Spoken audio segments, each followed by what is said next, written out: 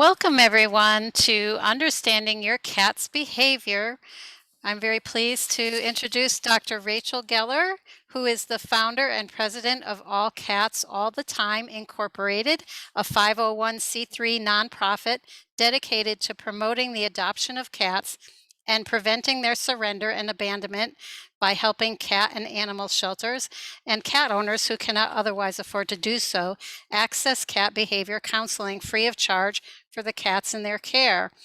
Dr. Rachel is a certified cat behavior and retention specialist, humane education specialist, pet chaplain, fear-free shelter specialist, American Association of Feline Practitioners, cat-friendly veterinary advocate, and Red Rover reader.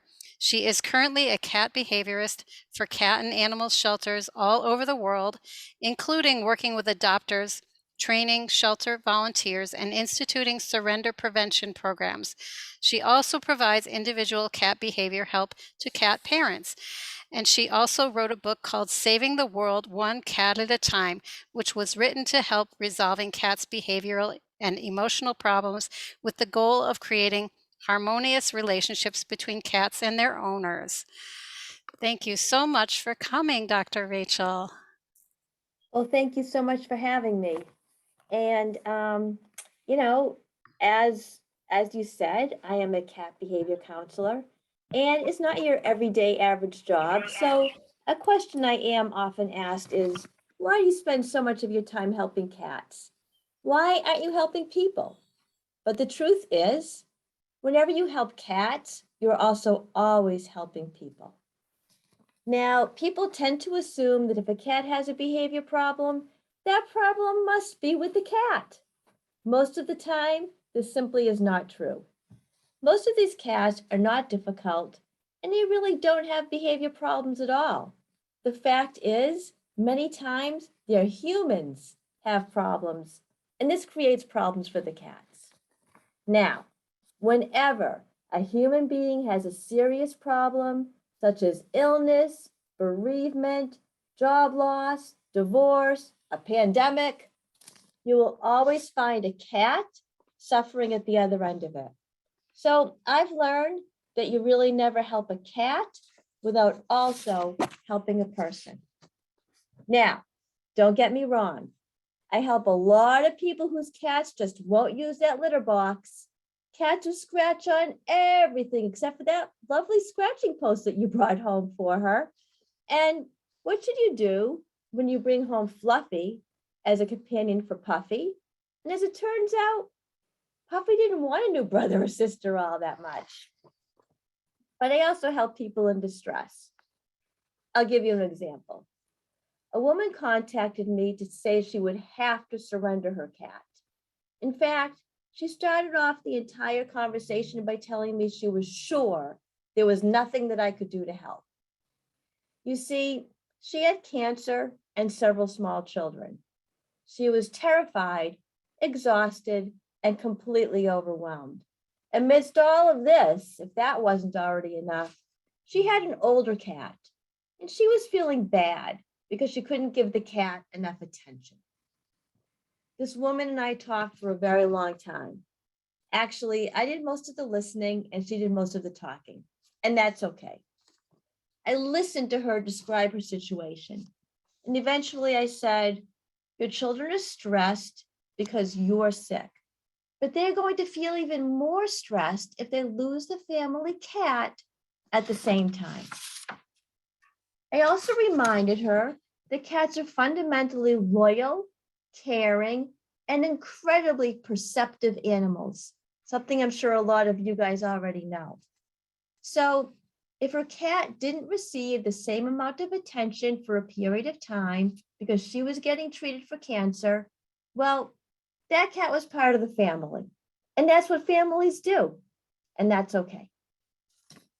I explained to her that the cat would surely prefer to give up some attention temporarily rather than to lose and be separated from her family permanently. Sometimes people just need to be reassured. By then, the woman was crying.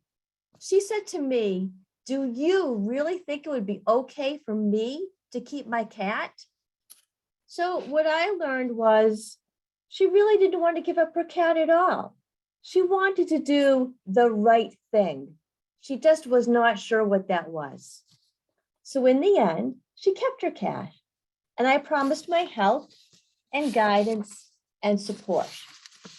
And that's pretty much what I try to do every day.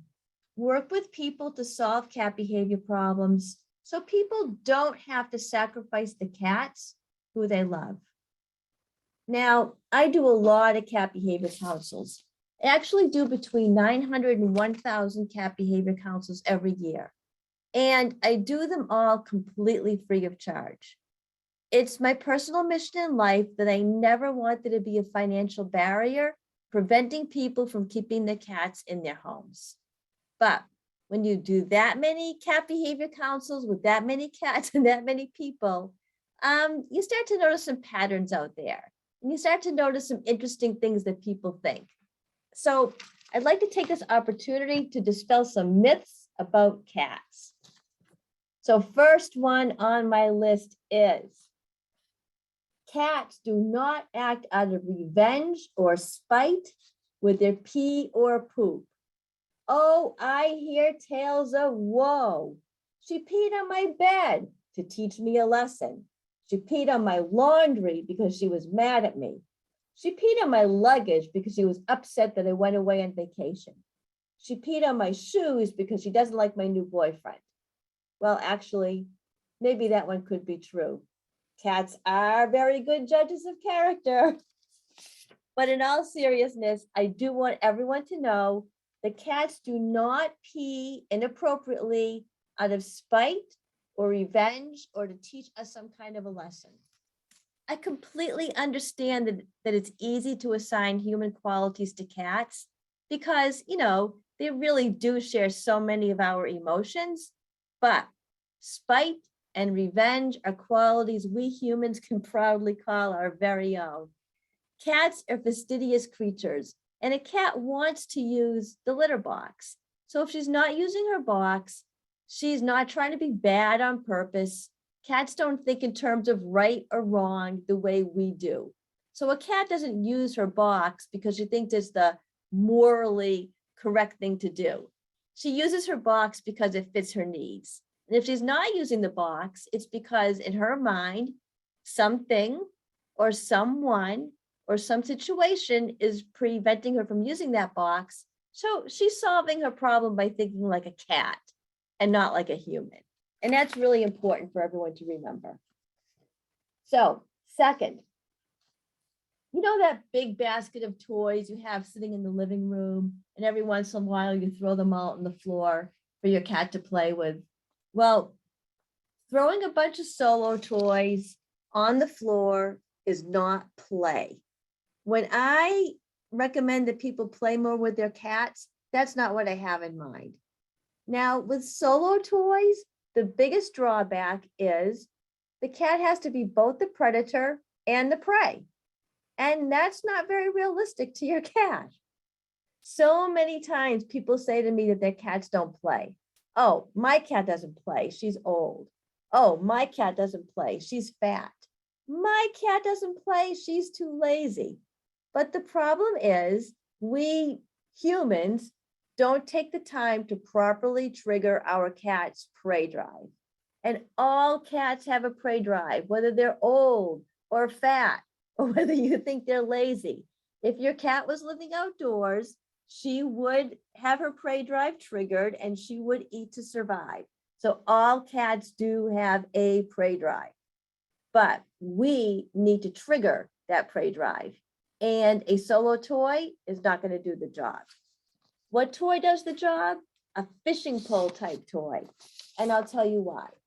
With a fishing pole type toy, you can manipulate that toy to simulate prey and to simulate a hunt. So think about prey, how prey would act. Sometimes they're up high, sometimes they're low, sometimes they're slithering around, sometimes they hide behind things. So with a fishing pole type toy, you can control it to really simulate how prey would act. Now, for your cat, the most important part of this game is the capture. So many people think that the point of the game is how long you can keep that toy away from the cat. As soon as the cat gets close, they yank it away again, and the cat never gets to capture that toy. The truth is, you want your cat to have multiple captures. Your cat will feel empowered and happy with the physical, tangible success that comes from watching, stalking, pouncing, and ultimately the capture.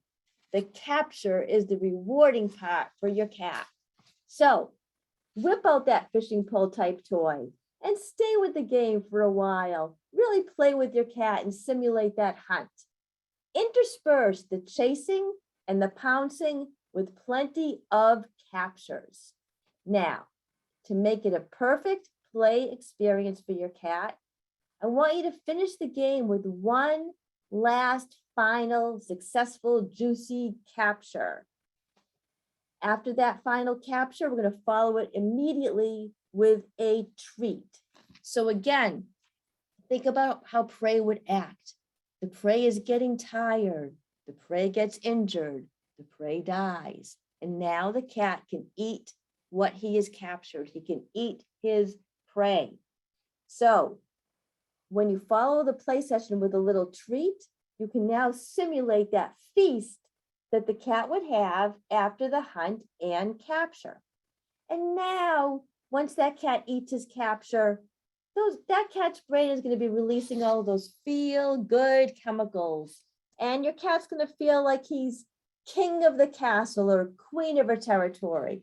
And that is exactly how you want your cat to feel. And that is how you play with your cat. So, along those lines, let's now talk about laser pointers. I really wish pet supply stores did not sell laser pointers as toys.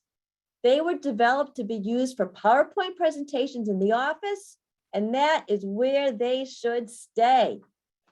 Laser pointers are actually the cause of so many behavior problems in cats. Think about it. Your poor cat is on a futile chase, pointlessly trying to capture this little red dot that can never be captured. Certain of a sure catch, your cat pounces, only to find there's nothing there. There's nothing between his paws. There's nothing between his teeth. Laser pointers cause frustration and anxiety in cats, the exact opposite of what we want to accomplish when we play with our cats. Interestingly enough, laser pointers also create problems between companion cats. So if you are constantly teasing your cat with a laser and there's another cat in the home, that cat may resort to using the other cat as a way to get an acceptable capture. So that cat may pounce or ambush or stalk or jump on the companion cat. And trust me, this probably will not be that acceptable to the other cat in the house. Cats expect a catch and kill after play. So a cat who is teased with a laser pointer will most likely try to attack or bite or scratch a companion cat or even the households, even the humans in the household. So laser pointers do cause confusion because your cat chases this dot, sees the dot, but can never catch that dot. It's an unwinnable game for your cat. He'll stalk, chase, pounce, but never, ever capture. And this anxiety and frustration needs to go somewhere. And this is when I get calls that your cat is aggressive, the cat is destructive, the cat is mean, the cat is causing problems in the household. But this is because the cat is redirecting her stress, and it's really our fault when this happens if you're using a laser pointer. So play smart, play safe, and play in a way that satisfies your cat's natural hunting muscles, and use a fishing pole type toy and toss that laser pointer. Last, cats do not want privacy when they use their litter boxes. Now, covered litter boxes, from a human perspective, may provide privacy, but we are placing a human need onto our cats. Cats want the exact opposite. Cats want an open litter box because they want to have clear, clean sight lines. They want to have a clear visual field. Your cat wants to be able to see any potential invaders or opponents that are in the home. And a covered litter box completely blocks your cat's visual field. So cats are in a vulnerable position when they're in that litter box. When they're in that peeing position or pooping position, they feel very vulnerable. So they want to be able to see all the way around them when they're in their litter boxes. Your cat really wants to know she can escape should an opponent appear. Now, with a covered box, your cat can't see around her at all. And worse, should there be an invader, your cat's only means of escape is right into that invader's face. So it's not very reassuring for your cat. Now, I want to point out that these invaders or opponents can be real or imagined.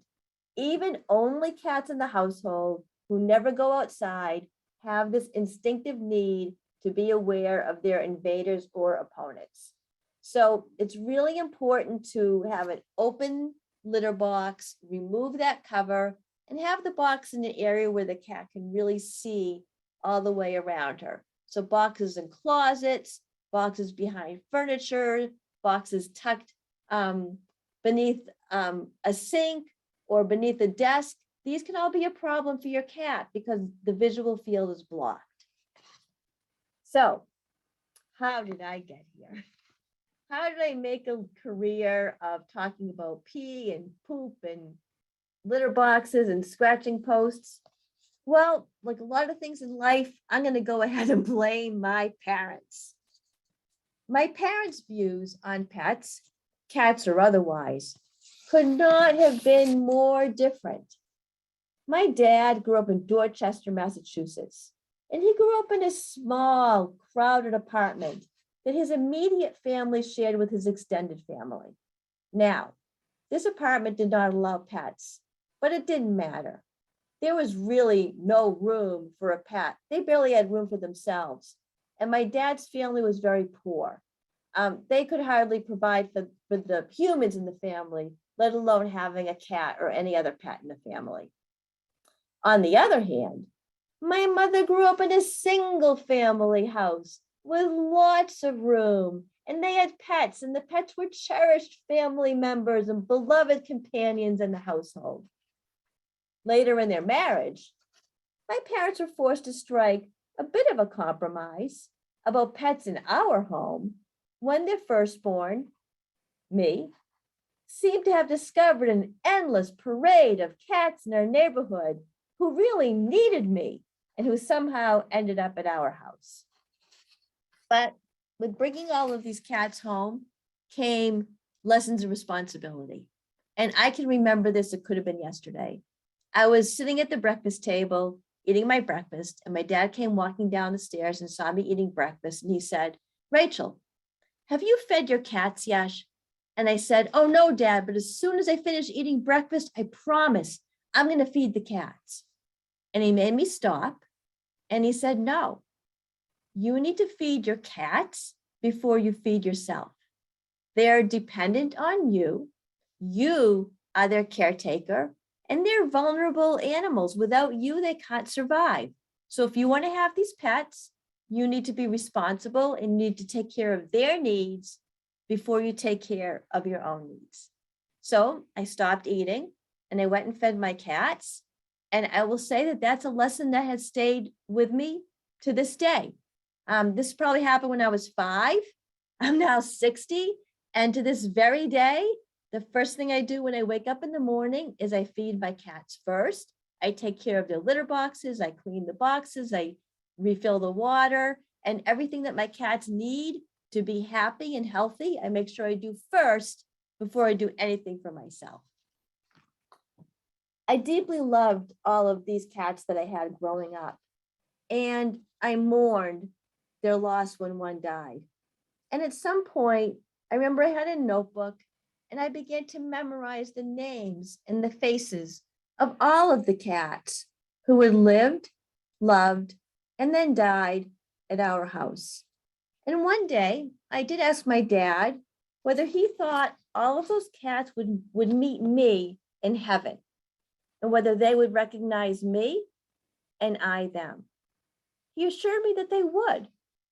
He said that the cats would remember me and that I would remember them forever. So thinking back, the lesson I learned, I guess, wasn't so much about each individual cat per se, but it was about my father's assurances and teaching that these relationships we have with our cats last, that our relationships with our companion animals have meaning, that these relationships with our cats are enduring. They are important. And to me, I grew up believing that this meant they are worth saving. My name is Rachel Gellar. I'm a certified cat behaviorist, and I'm ready to take all of your cat behavior questions now. Thank you. Thank you so much, Dr. Rachel. Okay, so feel free to unmute yourself if you have a question, or you can also type it into the chat.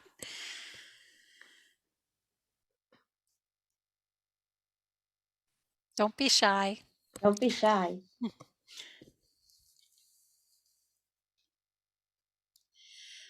Okay, somebody has a raised hand, but I'm not sure who. Oh, Tracy. Tracy Okay. S. Tracy, go ahead and unmute yourself and you can ask your question. Hi, thank you so much. That was a great presentation. Thank you.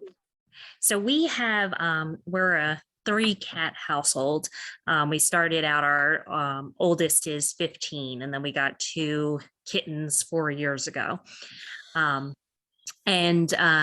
The 2 that we got together weren't brother or weren't sisters, but they get along perfectly.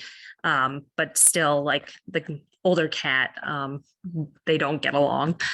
But our main problem we've been having is our one of the newer cats has been peeing outside of the litter box, and we've resorted to putting like puppy pee pads in front of the litter boxes to get her, so it's not like we're not constantly cleaning it up.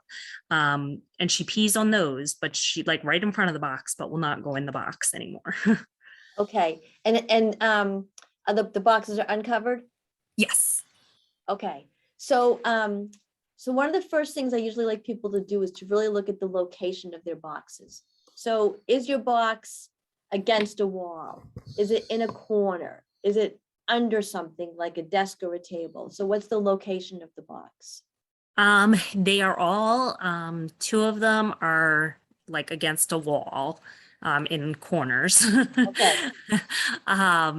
And then we have the one, as soon as you were saying like having it out of the open, I knew the one that was in between the vanity and the toilet wasn't going to work.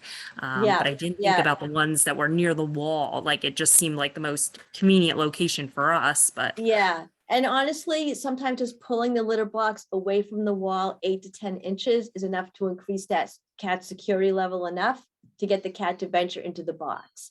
So, we know it's a wall, but to a cat, it's blocking that visual field. So I would suggest a few things. So, because it sounds like the cat wants to go into the box, right? Is it, the cat is a girl, yes. female? Okay, so she's going to the box, but she's afraid to venture into the box. Mhm. And, from the cat's level, when she's in that peeing or pooping position, first of all, she's lower. So she has the sides and then she has the walls. But if she's in that same location outside of the box, she feels safer. So let's move the boxes like 8 to 10 inches away from the wall. And the ones that are in the corner, let's move them out. The one that's wedged behind something in the bathroom, probably we should find another space for that box, or you can even leave that box there for safety and security and put some other boxes somewhere else. Sometimes I'll say to people, and people don't love the solution, but it can be the easiest way to go. Stick a bunch of litter boxes all over the house and see which ones the cats use, and then remove the ones that aren't being used. Because if you let the cat make the decision herself, Mhm. where she wants to go, I mean, sometimes cats like to have that sense of control. And sometimes when they feel like they're choosing where they want to go, it works out a little bit better. Oftentimes, if they feel like it's all their idea, it might be an easier way to solve the problem. This works with my husband too, by the way. Sometimes letting them think it's all their idea, it can be helpful. But move the boxes away from the walls, away from the corner. And the other thing I would suggest is if the box is on the same side as the entrance, Mhm. if against the wall, the same side of the entrance to the room, move it to the opposite side so the cat can see out the doorway and into the hallway. So make sure that view into the doorway is clear as well. So if there's a bed blocking the view from the doorway or a bureau, that could be problematic as well. So try to really look at that the litter box locations in terms of like that 360-degree view all the way around. And that'll be helpful into solving the problem. And the other thing you can do is sometimes you want to trick your cat into thinking, okay, this isn't the same box that I was scared of. So what I usually suggest is putting a little cat attract litter on top of your regular litter that We has did herbs just that, buy some of that. yeah, it has herbs that entice the cat into the litter box, and it can be really helpful. And my last suggestion, and if you're still having trouble after trying everything, feel free to reach out to my website, drrachelcatbehavior.com. Let me know how things are going, and I will work with you completely free of charge. But my one last suggestion would be a synthetic pheromone spray to kind of reduce the stress around the litter box. I like the spray rather than the plug-ins, because with the spray, you can directly target a specific area. So you could take the Comfort Zone spray or Feel Away spray or one of those brands and just lightly spritz it around the periphery of the litter box, and that might help too. Okay. Yeah, we got the pheromone plug-in, but we haven't tried Yeah, this. I like the spray better for that reason. That makes sense. One, if I could ask just Yeah. one last thing, just to kind of ease our anxiety about it. We, when she was younger, she used to like scratch at the bag that was in the litter box. And my daughter had yelled at her one time when she did that. So we're anxious that like we caused the problem. Is that like when you were saying about like the like cat behaviors, is it possible we may have frightened her, or is it What do you mean when she scratched at the? like the scratched at the bag, the litter liner? I'm Oh, the sorry. plastic liner? Yeah. Oh, I'm glad you brought that up. Toss that. Yeah. Cats hate those because their claws can get stuck in Yeah. those liners, and that can hurt them. So that would be another thing to increase your litter box compliance, is to toss those plastic liners. It's a human convenience that we love, Yeah. but their claws can get stuck in that plastic and it hurts them, and that can definitely cause a litter box aversion. And also the urine can pool, which cats don't love too. So you may have a little bit of an aversion going on. So, pull out those boxes for safety and security, and definitely put a little cat attract litter in there to make her feel like, okay, it's not that box anymore. And that might be enough to get her to venture in. And definitely the synthetic pheromone product to help calm the cat. Awesome. Thank you so much. You're welcome.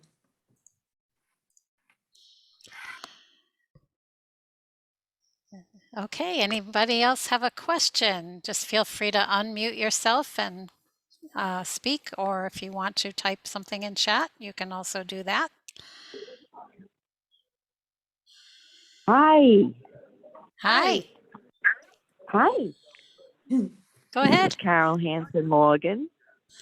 Hello. I plan on going to meet you on April 2nd at the Canton Library. Oh, great. Yes.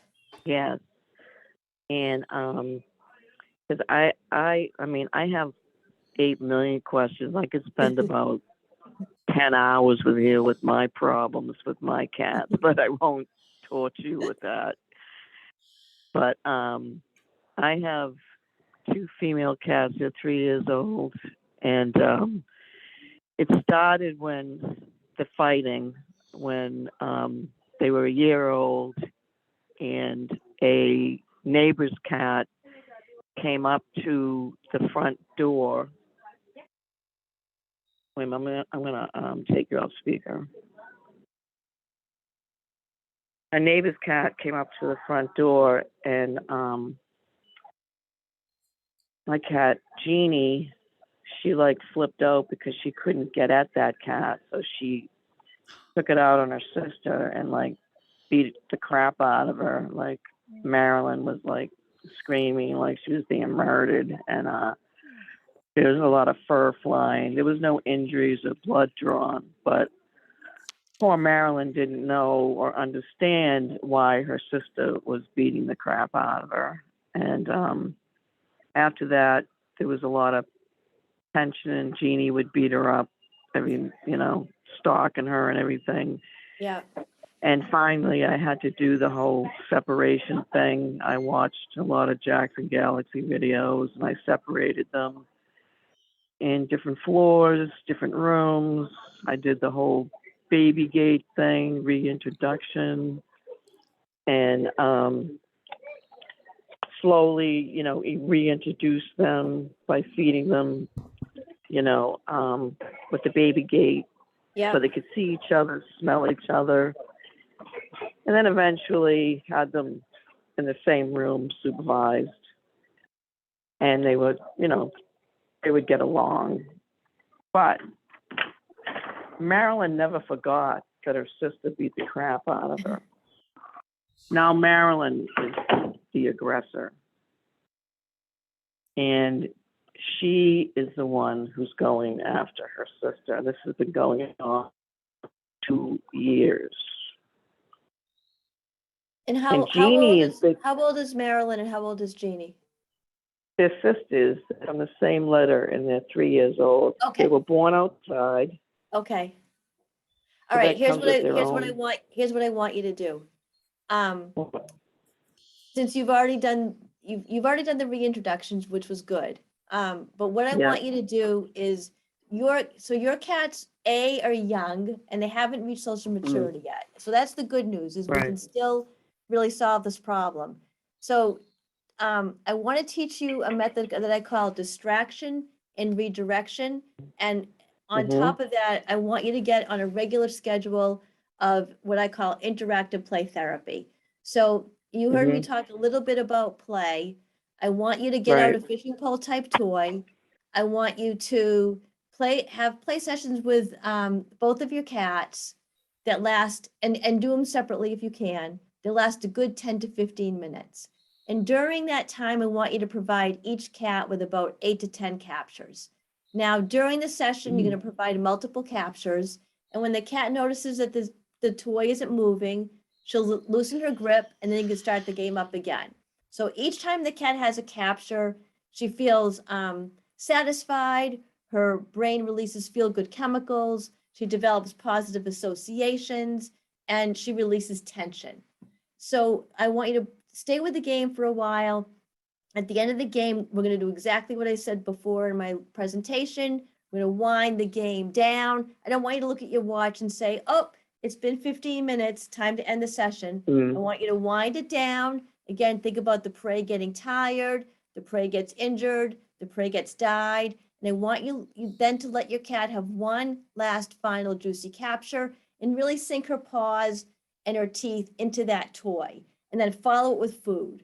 Now, in terms of the two cats, when you follow it with food, not only are you teaching your cat that it's more rewarding and pleasurable and satisfying to go after the prey than to go after the other cat, but you're also using the play session, ending it with food, to put your cats into their natural hunt, eat, sleep cycle. When they get into that cycle, they become relaxed.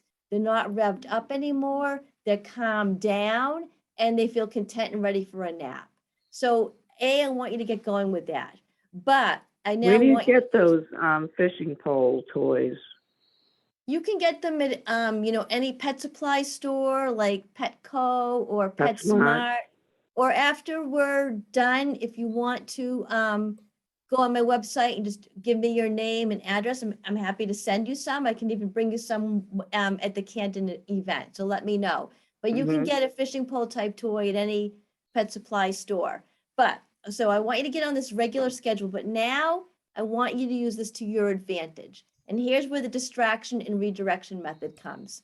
So when you see one cat going after the other, I want you to distract the aggressor with a toy.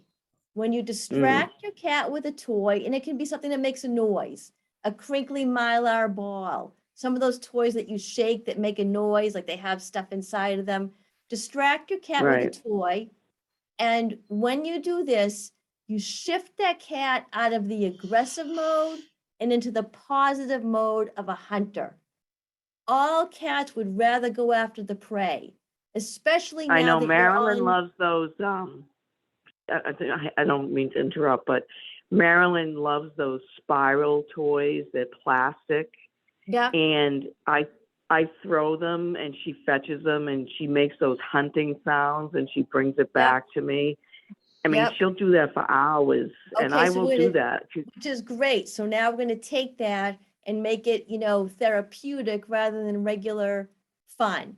Okay, so we're gonna distract Right. her with a toy, and you already have ones that she likes. I'm gonna shift the Yep. cat out of that aggressive mode into the hunter mode. A hunter mode feels really, really good for a cat. That's what cats want to do. And now you're going to have a little impromptu interactive play session, exactly how I described. You're going to play with a fishing Hmm. pole toy, multiple captures, final capture, food.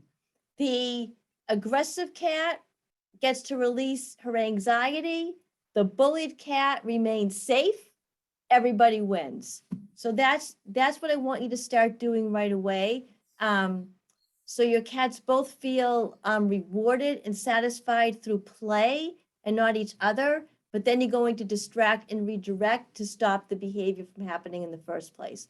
And once you get on a You know regular that my schedule of play, go ahead. my cat has them on Xanax. I mean, my vet. Sorry, Yeah, which and you know, that's fine if that's helping. it is helping because they were getting into vicious fights, you Yeah. know. But Yep, sometimes that a has, pharmacological approach does work, but it's yeah, really important that if you're using medication to realize that it's not going to be, it's not going to solve the problem on its own. You still need to do some type of behavior modification. And yeah, because she's still and the play doing it. therapy, She's still right? being aggressive. Yeah, you need to add in the play therapy. So you need to really get Yeah, your cats, cats are smart, and they're going to learn that you're now providing a much more acceptable and appealing alternative. It's going to feel much better to both of these cats to have these play sessions that end with, a successful hunt, a final capture, and food. It's good. It's going to satisfy that need much more than pouncing on the other cat. So once you get into a regular schedule of this, and then you can use distraction and redirection to your advantage, you will definitely see a difference. so you don't advise the yelling and the water gun.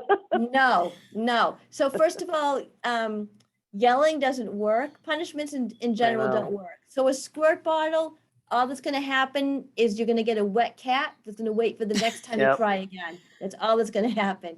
And with I yelling, know. so your cats are trying to fulfill a need, and they're trying to fulfill a need as cats. So it's punishment Right, isn't going to work. They have a need. They're very young. They have a need to hunt and capture. So if you fulfill that right. need in a way that doesn't involve the other cat, they're not going to have a need to go after the other cat. Yeah, sometimes I feel like they're playing, but then it gets too rough. You know what I mean? Yeah, And err on sometimes the I side of can't caution. tell. Yeah, err on Yeah, the side of caution. If you even think that it's getting aggressive, go into the play sessions. the play session. Because I mean, I Yeah. talk to a lot of people and like, oh yeah, my cats fight all the time. I'm like, but I don't think they're fighting like my cats. You know what I mean? Like Marilyn puffs herself up and she charges at Jeannie, and Jeannie hisses at her and gives her a warning, like, stay away from me, because Jeannie is twice the size of Marilyn and she could beat the crap out of her again if she wanted to. you know, And he's usually just with giving her a size with warning. cats, it doesn't matter. I know. Yeah, I have a 6-pound cat and I have an 18-pound cat, and the 6-pound cat rules the roost. So it's all in the Yeah. attitude when it comes to cats. I know, it's funny. And I'm like, although I'll see Jeannie like swat at Marilyn when she thinks I'm not looking. I'm like, yeah, you're not so innocent, Jeannie. I know what you're up to. Yeah, You so you know, really need to and get in a regular schedule of the play therapy and employ the distraction and redirection method and be consistent, and you will definitely see a difference, especially because your cats are young. yeah, I know. I know Jackson Galaxy really pushes the play therapy. That's one of his big things. That you got to play with them, wear them out, you know, Yeah, it's and not so much definitely, and it's not so much wearing them out. It's more providing that final capture in food. So right, you're giving your cat a satisfying and rewarding experience, and then they feel content on their own. So if you leave them revved up, if you play with them all the time, they're not going to get tired out. They're going to stay revved up. You need to end with that final capture in the food to bring your cats down and to make them feel content. And they're not going to want to go after the other cat at that point. yeah. Marilyn is not real food motivated, but I guess she'll eat a treat here and there. And But a little treat is all you need. It can be one treat. yep, And honestly, if yep, once you get going with the method and they learn that play is going to have a purpose and it will result in a final capture in food, they will play. I mean, if you're playing with your cat and there's never a final capture of food at the end, so there's never a purpose to it, they're going to learn that, right. it's worthless. So they will learn because all cats have a prey drive and all cats want to eat their captures. Sounds good. Great. Thanks, and I'll Nice see you in setup. April. Definitely, I can't wait to meet you. Does anybody else have a question? Feel free to pipe in. Cats are complicated creatures and they They really are. have lots of catitude. They do. And it is important, for people to remember, like I said, that cats don't think in terms of right or wrong the way we do.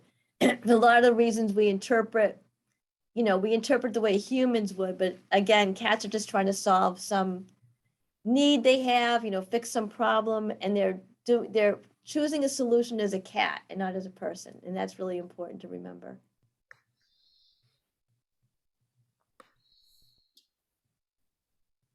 Nancy or Ted or SH, any questions?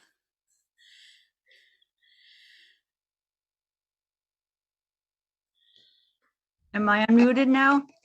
Yes. Hear me? Okay. Yes. I just put a question in the chat, but I didn't send it. So let me ask it, okay? Sure. Okay. Thank you. We have 5 cats. 3 of them are ours, but the other 2 were temporarily adopting from our son who had to move, and we hope that he will take them back when he is settled at a new home. However, his cats are males, and what happens once in a while is they spray, even though they've been spayed, they spray on furniture, and it doesn't seem to smell as bad as a cat, that's outside that hasn't been spayed. However, I don't know why, whether it's pee or what, but we don't like it. I can understand why. So I just want to make sure they're spraying and not inappropriately urinating. So the spray is vertical and is up on walls? Yeah, Okay. a little bit. Yeah, not too often, but it might happen when the cats are maybe nervous if there's like 5 people in the house and they're not getting attention, when things are kind of a hubbub for a while or something like that. Yeah. So cats, so first of all, both male cats and female cats will spray. And even if they're neutered or spayed. So, but they usually do that to mark their territory. So like spraying is a way to mark territory. So what you can do is give them other ways to mark their territory. So one thing you can do is take a sock and rub them around their, chin where they would deposit facial pheromones, and rub that on the areas where they're spraying now. And that might be enough to trick the cats into thinking they've already deposited their scents in those areas. So try Oh, that. The other thing you can okay. do, the other thing you can Yeah. do is there are some grooming aids that have adhesive on the back and stick to the walls. And again, you can encourage them to go and rub against those with their face and their cheeks. And again, that's another way of marking. So if they have other Okay. ways of marking. What do you call it? besides- What is this stuff you stick on the furniture? They're just like these grooming aids. They're like little combs, or like bristly things that the cats Oh. can rub their faces against. And Oh, you okay. can stick them in the areas where they're spraying now Okay. and entice them to rub. And if they do that, they're gonna feel like they've already marked. So you can use Sure. those adhesive tools or just a sock and rub their facial pheromones in those areas. And one last thing you can try is put a little bit of food in the areas where they're currently spraying and marking, because most cats will not spray where they eat. So you could Okay. try that as well. So try those little Okay. tips. Yeah, Okay, thank you. All right, you're thank you welcome. much. Great tips. Anybody else have a question? Please feel free to chime in.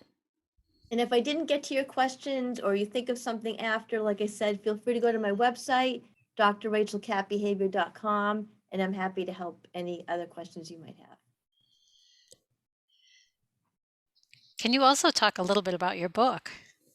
Oh, sure. I would love to. So my book, Saving the World One Cat at a Time, has a little bit, I call it an instructional memoir.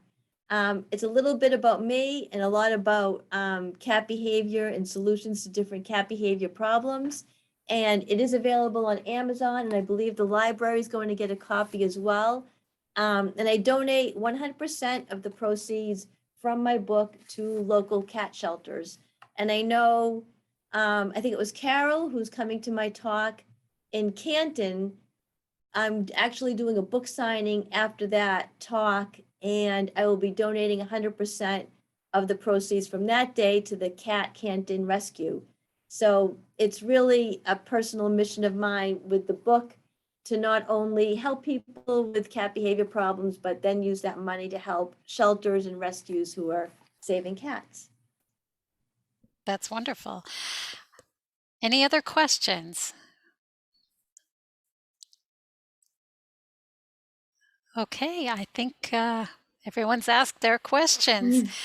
I appreciate your time so much, Dr. Rachel. Thank you for all the wonderful information about this fascinating creature called the cat. And thank Well, you for all thank the you good for work you're doing. Thank you, and it was lovely to be here. So thank you very much for hosting tonight. This has been a Silas Bronson Library program. For more information about Silas Bronson Library's programs, call our Adult Information Services phone number at 203-574-8225 or visit bronsonlibrary.org. Thanks for watching.